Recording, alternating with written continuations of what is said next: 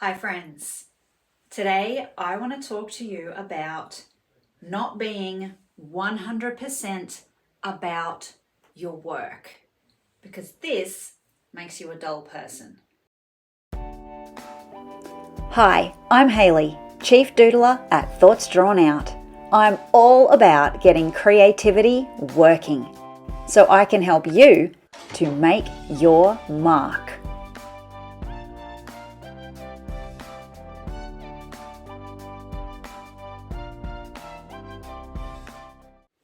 Now I heard this, it was a quote from an event that I live scribed. It was a couple of weeks back now. It had three very impressive doctors talking about these amazing feats of saving human lives that they had been through. One of which was Dr. Richard Harris, Australian of the Year from a few years back. He is the cave diving anaesthetist that saved the soccer team in Thailand that were trapped in the cave. Amazing speaker. It's the second time I've been able to draw his keynote address, and it's just phenomenal. I'll put a picture up on the screen so you can see what I'm talking about. One of the things that he said during this event was, don't be 100% about your work because it makes you a dull person. If all you do is focus on your work and being your best version of your work self, and there are no other kind of facets to you being you, you kind of become this boring, dull version of yourself. So I've been thinking about this a lot because I'm one of those people who is kind of, multi-passionate. I have so many different hobbies and things that I love to do and spend my time doing. And sometimes I wonder, should I be funneling more energy into fewer places because that might make me better at those things? But the reality is, when I follow my own energy, when I follow my own bliss, when I just let my heart lead the way, it leads me to all of these different things. And maybe that's partly what makes me feel happy in my life. Maybe that's what brings me joy. But one of the things that it made me realize is that it can actually be a strength. So what I'd like to talk about in this video with you today is a couple of reasons why not being all about your work and having other things in your life that drive you, that you're passionate about, that you're excited about, can actually make you a better version of yourself. And then I have a couple of little kind of, I don't want to say rules, tests, thought processes that you can use to think about the you beyond your work. If this is something that you feel like you might be at risk of falling into this trap of being all about your work. So I think the first thing is that when you can kind of have this more expansive space beyond your work to explore, to feel purposeful and energized about, you bring those inside work passions out into other places. And that then is this kind of other place for greatness to emerge and flourish and grow. So you might have something within your work realm that you are great at, that you excel at, that really brings you joy, that you have a unique gift in.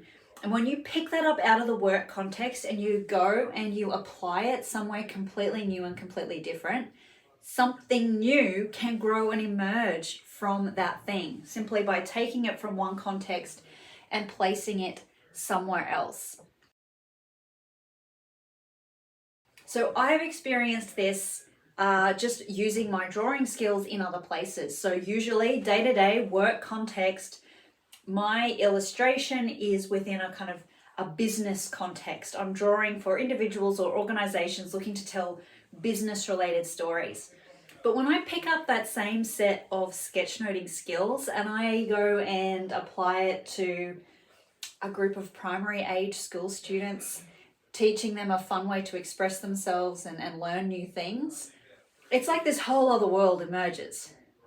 And I wouldn't have gotten to that place if I hadn't have stepped outside of the realm of what my work usually is and how I usually kind of contain and box that up. The second one is then the flip side of that. The idea that if you are out there trying new things, learning new things, failing at new things, immersing in new things, experiencing new things, that is all stuff that you can draw from to bring back into your work and to refresh and energize and make your work self flourish once again, which could bring a whole new energy, a whole new perspective, a whole new kind of spur of passion that wouldn't have been there if you just kept these blinkers on and kept it close and tight on just my work. But when you get out there and you follow your curiosity and you learn new things, you go, wow, let me bring this newfound joy back and plonk it into the work context and see what happens. So I feel a little bit of this when I think about my varied interests that I have, and how I do this sometimes might be through, one would be running. It has absolutely nothing to do with business illustration, but I get out there 4 times a week, put on my running shoes, and I run. And it's taught me so much about myself, about my ability to work towards hard goals, to stick at something, to know that even though I might come into the pain cave on a long run, other runners know what I'm talking about, I know that that's not forever and I will come out the other side. Those kind of endurance skills have been really helpful when I've lent on them within a business context, especially someone who works for themselves. Kind of my ability to stick the course and play a longer game. Now, if I stay down here tight in my work context, I wouldn't have been able to kind of lift the lens and think to bring those learnings across. Another place where I think I do this is through other creative outlets, like, and this is kind of, I guess, the broad spectrum of my nerdiness. Another one of my hobbies that I like to have outside of work is I love to knit. Yes, I know, but it's a great creative pursuit that has taught me a lot of things about patterns. And anyone who has done my course knows how much importance I place on pattern finding, pattern generation, finding, forming, using patterns as a means of tapping into the very humanness. So there's a lot to be learnt from pattern making and pattern finding from the world of knitting. There's also a lot of patience, a lot of getting into the flow. And then on the kind of creative side of things, thinking about colors and composition and fiber and what kind of drape or hang will it have, and therefore what kind of article of clothing or object might it be suited to, and that kind of thinking about the 3D application of the design choices that I make. It's just another way to flex and stretch those muscles that I then get to use within the business context. So I know those are kind of crazy examples to draw from, but they're my hobbies and things that I like to spend time doing. You will have your version of these. And I know this, you're kind of going, I'm not sure that I do. I live for my business. That's okay. I'm sure there are things in your life, and that's what we're going to explore now, is how to find those things, your version of those things. And I think what we're looking for is anything within your life, your day-to-day, your week, your year, that keeps your soul on fire, that sets your soul on fire. Those things that are kind of those joyful dots within the otherwise, day-to-day rhythmic patterning that life kind of becomes when you're habitual and ritualistic and, follow the same things week in, week out, which most of us do. It's kind of how you get things done. But dotted throughout those are those moments. Those are the ones we want to find. So I have 3 tests for you, brain tests for you to think about what are those things in your life. If you're struggling to think of what they might be, I've got 3 tests. The first is, I want you to think back through the last little while. When are the instances outside of work when you've had the most fun? What has been really fun? When have you been laughing out loud? Okay, this is the test. Who were you with? What were you doing?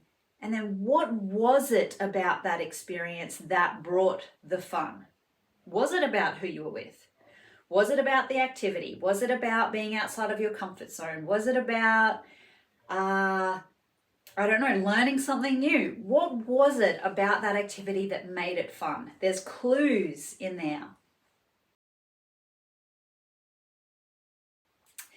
Okay, building on from that. So we've tested out fun. Now I want to test out purpose. What are the things in your life outside of your work reality where you feel you are doing something important, where it feels like you are generating real value for something beyond yourself, for your family, for your legacy, for your community? Where are you contributing to something bigger than yourself that feels significant and feels like it serves a real purpose? Where are those things?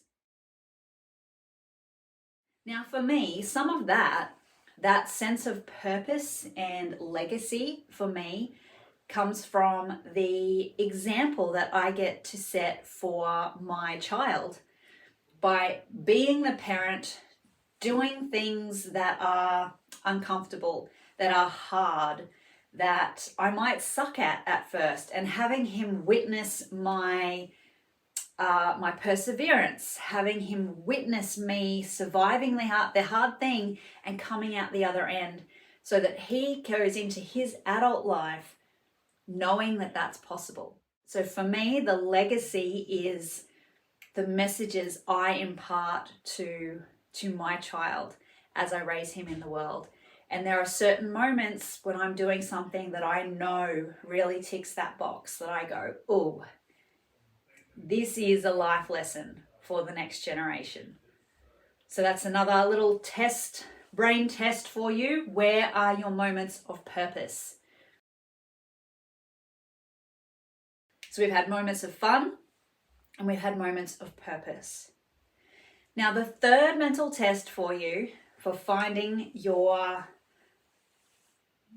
reasons for showing up, for being more than just your work, the third one I have for you is what I like to call the billionaire test. So you're going to imagine that you've just won, inherited, received an obscene amount of money, i.e., you don't have to work another day for the rest of your life and you're going to be fine. But you're still going to want to do something with your days. So I want you to think about being in this position. You've won an obscene amount of money. You are well and truly taken care of for the rest of your life. You can spend your time doing whatever you like, wherever you like, with whoever you like. What does that look like? What are you going to want to do? And you might have to dig past the initial response, which might be like just laying on a beach somewhere, like, I don't know, just endless travel of the world. Once that initial initial spike of I'm living my perfect life subsides and you find you have, the rest of your life to fill your days, how are you going to fill them? What are you going to want to show up and do time and time again, day in, day out? What would those things be? What would they look like? Are you at home writing a novel? Are you pottering around in your garden? Are you going to classes and learning new skills every week? Are you going back to uni and studying something that you have no idea what kind of job it would give you? You don't care, it's just something you've always wanted to immerse in. Are you volunteering with a particular community group? Where would you invest your time if you had endless resources to do whatever you wanted? Now, that may not be fully entirely possible right now unless you have won an obscene amount of money. But assuming you haven't, there might be still parts of that, pieces of that, components of that you can pull out and start or look for or find you already have in your day-to-day life right now. So those were just 3 kind of tips from me. I've called them brain tests, I think, for how you might discover where those things are in your life that bring you joy, that give you a sense of purpose, and that you would want to invest your time in beyond what you do now within your work, so that you can explore how to have multiple passions and purposes in your life and be a fully expressed, version of yourself, so that you're not falling into the dull trap, and that you keep refreshing your energy and enthusiasm both within work and outside of work. To use this as a visual journaling frame, start with an icon that represents yourself in the middle of your page. A Venn diagram is a great way to explore this concept, so add your 3 overlapping circles with yourself in the middle. The 3 circles are going to represent the 3 brain tests that we've already talked about. So one will be about the things that are fun, one will be about the things that give you purpose, and one will be about the things you would invest time in even if you didn't have to. Now you can sketch out, doodle, list some ideas under each of those headings, looking for places where they tick a couple of boxes, or in this case, circles, and put those in the overlapping portions. Things that are both fun and purposeful. Things that are purposeful and you would invest time if you didn't have to. Things where you would invest time and they are also fun. The goal being to play around and find the things that actually tick all 3 boxes. Doing this visually and moving them around a page is a great way to explore these concepts. Now, I hope you found this video interesting and that you took a few tips away in there that you might be able to apply to your own life and your own work. If you did find it interesting, please give it a like. If you're not already subscribed, please do. It means a lot to me that you kind of let YouTube know that you'd like to see more content like this. And until next time, get out there. Remember, life is what you make it, so go make your mark.